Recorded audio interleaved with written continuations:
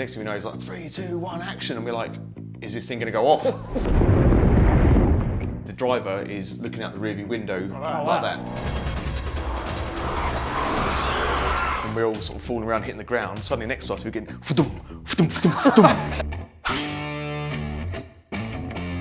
Hello and welcome to another episode of Rant, Stuntmen React, the show where we talk to some of the best UK stunt professionals and talk about their work. We're joined again by Jason. If you didn't see it, check out Jason's episode from last week where we looked at his work on Solo and Game of Thrones. But today, the first clip we're looking at is from Tenet.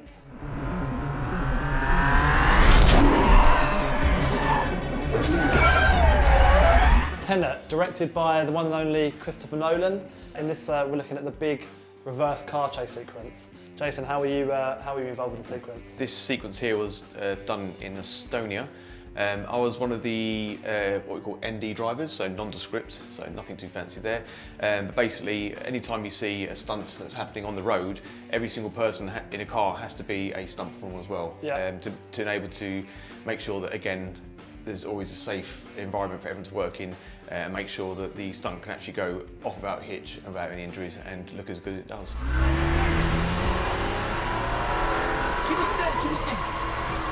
With the sequence, so there would have been cars driving forwards, driving backwards. How was that working? So that car, the cars that you see actually doing a lot of the main stunt work, they were all twisted round.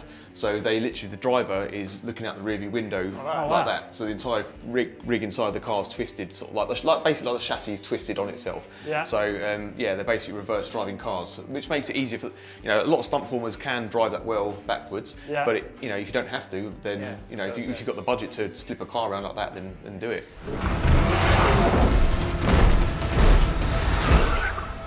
It's a pretty big crash. Do you know what went into that crash? Would they flipped it on a ramp, or how did they? That was done with a piston. Okay. So what happened is as the driver's going along, they'll have a switch. Which what will happen is it will there's an air compressed piston which will then shoot down into the ground underneath the car, and then that will then in turn flip the car up. So like I said, there's a few ways you can flip a car, a ramp, that sort of thing. But a piston, because it has to be in the middle of the road, you have to have something there to actually give it that initial push and get it off. And that was a fun day seeing that done. I think I've done it 2 or 3 times. It didn't take that many, because again, once you start crashing, the crash can't exactly look bad if it's a crash. So the driver's going along as fast as he could. They've got all the safety equipment on, and on their cue, their mark, they turn the car, hit the piston, and then the car just flips over and does its thing. Nice.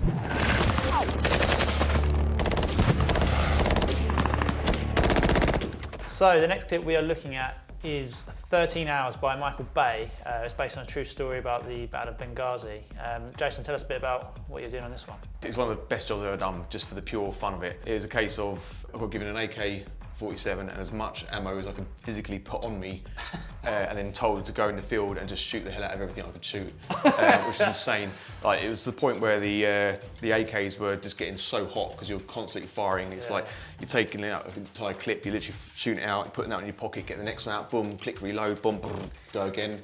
And so what are you firing, like blanks? Yeah, blanks, yeah. But they're still quite powerful and a blank is still a bullet, but it doesn't have the projectile bit of it. So you're just firing AK blanks into the... It was mental, it's so fun.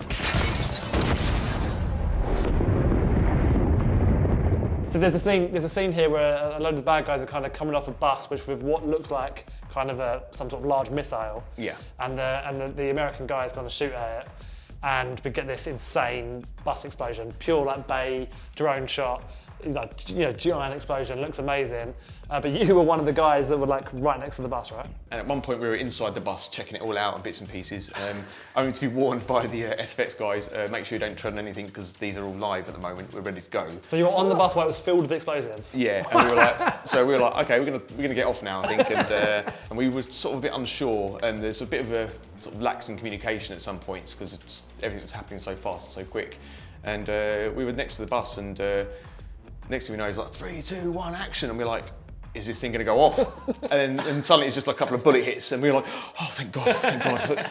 Yeah, they literally thought the entire thing was going to go off with us next to it. SFX guys are like, okay, guys, the bus will be going on the next one. We're like, okay, cool, that's good. And I said to them, what's the sort of safe distance from the bus or so? And he says, oh, about 15 metres away from the bus. Michael Bay walks past hearing that, and it's like, no way, half that distance, guys.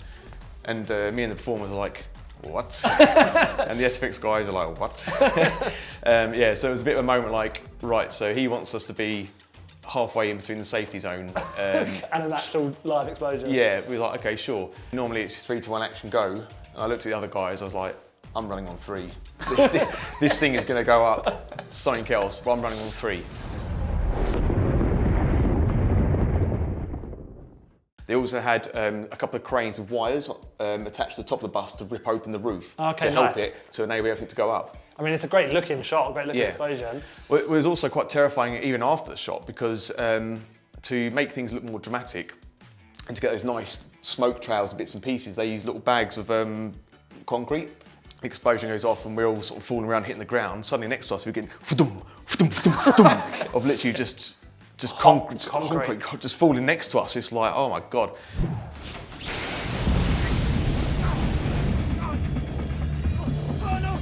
Okay, the final clip we're looking at here today on today's show is for a show called Cobra, which was a show made in the UK for the BBC. What we're going to show here is a fire burn. If you saw our episode with Troy, where we did a Game of Thrones burn, and we kind of talked through how that happens. But this burn is a little bit different, Jace, wasn't it? Tell us about. Most of the time when the fire burn happens is a performer will be put in protective gear, use protective gel, that sort of thing, to obviously keep themselves safe and make sure they don't actually burn. In this case, it was a little bit different. What I was actually wearing is what's called a silver suit. It's a suit that's used by people who work in oil rigs and bits and pieces. And that's to reflect the heat, because the biggest problem with fire is obviously the heat, and that's what you want to do, is you want to make sure to reduce the amount of heat coming to the performer. I mean, this is a long burn though. I mean, how long were you on fire there for? I was on fire for about 30 seconds for the first one, and then about 35 to 40 seconds for the second one, which is considered quite a long burn. And then on the front of that end as well, you've got to hold your breath. And on the back end of that as well, you've got to hold your breath. So that's where some of the training we do comes into play about breath holding while still performing. So even though the burn is about 30 seconds long, the breath hold for itself is over a minute or so maybe. Which is a pretty long time to be holding your breath. It is, yeah, especially when you know you can be set on fire. your nerves tend to go a little bit. Are you using the full face mask on this? Because it's a really big burn actually. It goes up quickly. Yeah, really quick. Basically, it had 2 full silicone sleeves. But it's quite weird actually, because they're quite bigger than your own hands, so you look like you've just been stung by a wasp. And then also had a full face mask on as well. Okay.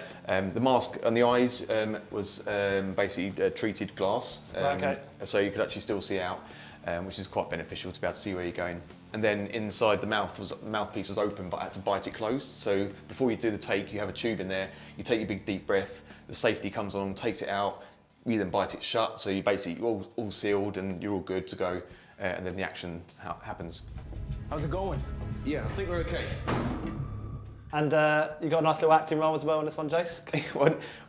Because my character said a line, which wasn't much of a line, but yeah, I was actually credited as a maintenance man. So yeah, nice. Yeah, I didn't actually get the stunt credit on IMDb. I had to put that in myself, because I'm more proud of the stunts than my acting, as you can see. For God's sake!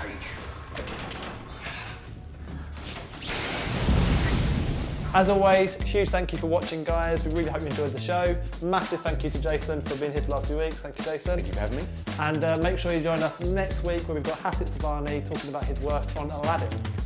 And we'll have a whole new world of stunts to talk about.